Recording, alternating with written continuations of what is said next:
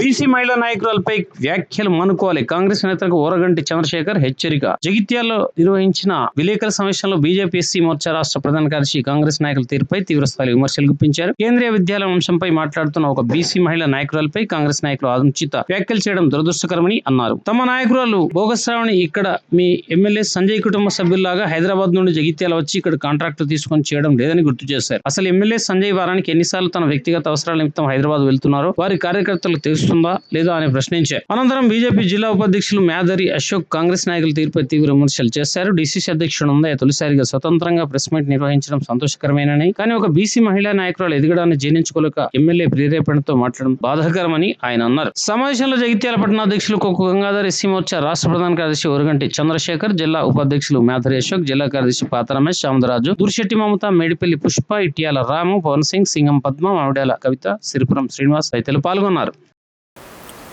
కేంద్రీయ విద్యాలయ స్థలం విషయంలో కాంగ్రెస్ ప్రభుత్వం, local MLA doctor Sanjay Kumar గారు, కాంగ్రెస్ నాయకులు మాత్రమే రాద్ధాంతం చేస్తున్నారు. గౌరవ ఎంపీ అరవింద్ గారు తీసుకొచ్చిన స్పష్టంగా అమలు చేయించిన ఆ పత్రంలో చలిగలని క్లియర్గా రాయబడి ఉంది. చలిగలని ఎప్పుడైతే రాయబడి ఉన్నదో మీరు వేరే జాగల స్థలం ఇద్దా అనడం మూర్ఖత్వమే అవుతుంది. ఒక మహిళ, బీసీ మహిళ, బీసీ ఆత్మగౌరవానికి నిదర్శనంగా నిలిచిన మహిళని అసంబంధమైన మాటలతోటి మెరుపు తీగలాగా వచ్చి పోతారు అనే మాట, అది మీ సంస్కారానికి నిదర్శనంగా భావిస్తున్నాం. ఎక్కడైతే చలిగల్లో స్థలం కేటాయించాలని అన్నారో అక్కడ స్థలం ఇస్తే అయిపోతుంది. విద్యతోటి రాజకీయం ఏందండి? మీ యొక్క ప్రభుత్వంలో ఇంతవరకు విద్యాశాఖ మంత్రి లేడు. విద్యాశాఖ మంత్రి లేని ప్రభుత్వాన్ని మేము చూస్తున్నాం. ఇది మీ నాయకులు అర్థం చేసుకోవాలి. ఆ శాఖను మంత్రి దగ్గరనే పెట్టుకున్నారు.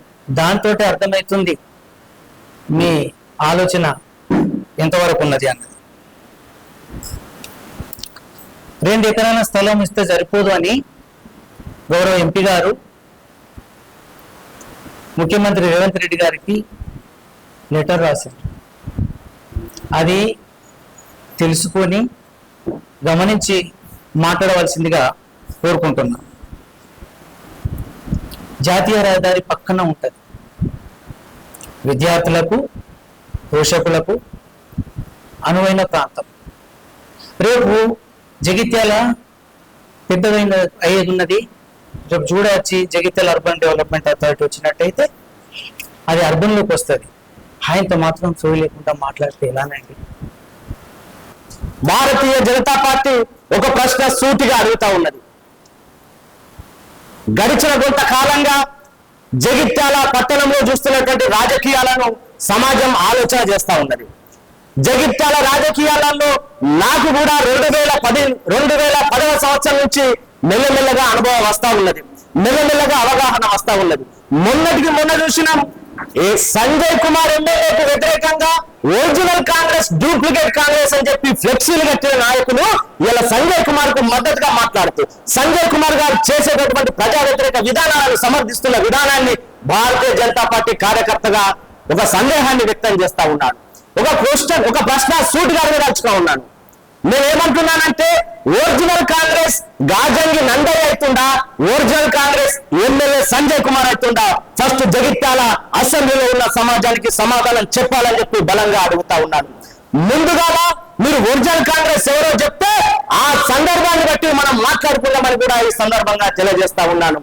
రాజకీయ ఒత్తిళ్లు ఉన్న సందర్భంలో మీరందరూ కూర్చొని జగిత్యాల ప్రాంతంలో ఉన్నటువంటి యువకుల మీద, మహిళల మీద ఇష్టం వచ్చినట్టు మాట్లాడతానంటే చూస్తూ ఊరుకోవడానికి జగిత్యాల సమాజం సిద్ధంగా లేదని చెప్పి కూడా ఈ సందర్భంగా తెలియజేస్తా ఉన్నాను. అయితే గడిచిన 40 సంవత్సరాలుగా నిజామాబాద్ పార్లమెంటులో పసుపు బోర్డు ఉద్యమం అత్యంత పతాక స్థాయిలో నడుస్తా ఉంటే 60 ఏళ్ళు పరిపాలన చేసిందని చెప్తున్నటువంటి కాంగ్రెస్ పార్టీ రైతుల దోషను పట్టించుకోలేదు, పసుపు బోర్డు సాకారం చేసేటటువంటి ప్రయత్నంలో నిమగ్నం కాలేదని కూడా ఈ సందర్భంగా తెలియజేస్తా ఉన్నాను. గౌరవ నిజామాబాద్ పార్లమెంటు సభ్యులు అరవింద్ ధర్మపురి గారు మొదటిసారిగానే పార్లమెంటుకు పోటీ చేస్తున్న సందర్భంలో ఈ ప్రాంతానికి పసుపు బోర్డు తీసుకొస్తానని మాట ఇచ్చిండు. ఇచ్చిన మాట ప్రకారం పసుపు బోర్డు తీసుకొచ్చిండు.